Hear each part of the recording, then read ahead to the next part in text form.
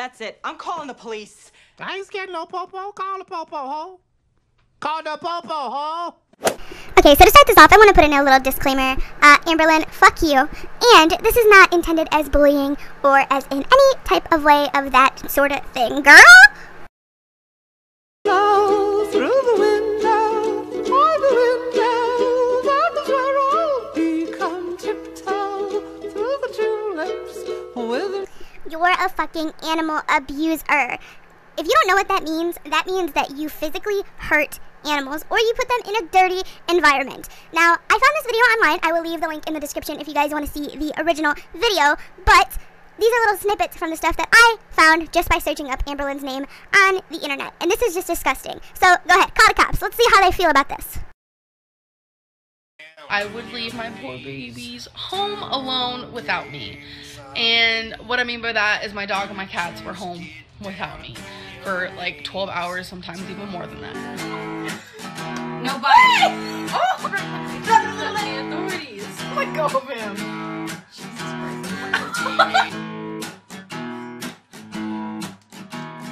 White trash, get down on your knees. Time for cake and sodomy. White trash, get down on your knees. Time for cake and sodomy. Oh, girl, I know you didn't forget about that accusation you made against Casey, or Cassie, or whatever, how the fuck you say her name. I really don't give a shit. But here's what I'm getting at. Not only did you lie about rape, which is against the law, you put slander on her name. So do you really want to call the cops, Amberlynn? Do you really want to go there? Could you stay a night in jail? I don't know. Something's telling me you couldn't. You openly admitted that you lied about rape, but yet you think that harassment and bullying online isn't called for? When you constantly lie about dumb shit? Come on, girl. Call the cops. I dare you. Memories are kind of like fading here and there. But I do remember us being on the sidewalk, and I remember her dropping what was in her hands, and she took me by the throat, and she started yelling at me. My fiance told me that she's calling me an abuser and a rapist. That got my blood boiling because that's not true. I had literally nowhere to live. Where do I go? For the first time in July in California, she was going to come down for a month because I was going to take her to an anime convention.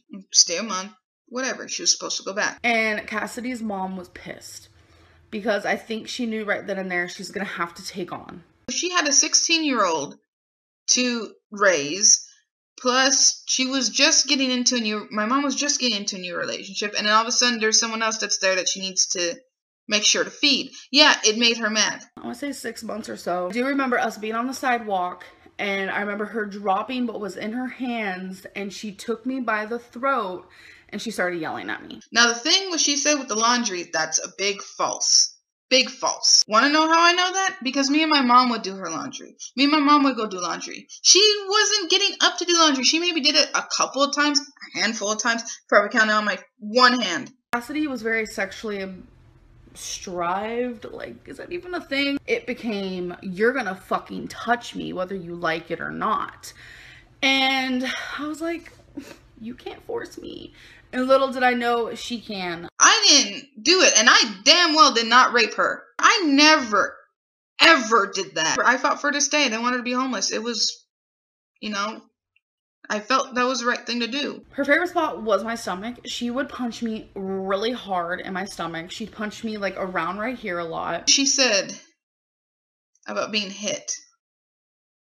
Those were on me. Those were the exact places she hit me. And then she started really hitting me like in my chest and kind of like in my boobs. And Cassidy's mom came out and blamed it all on me. And then Cassidy's mom threw this like big clear ashtray right to my head. And the thing about my mom throwing a glass ashtray at her head? No. She was very disrespectful to my mom. She threw a glass cup at my mom.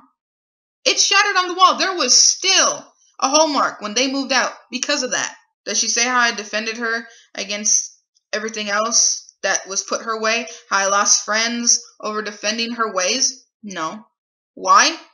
Because she wants to play victim. So not only was I being physically abused, but I was pretty much being like raped. Honestly, that is the truth.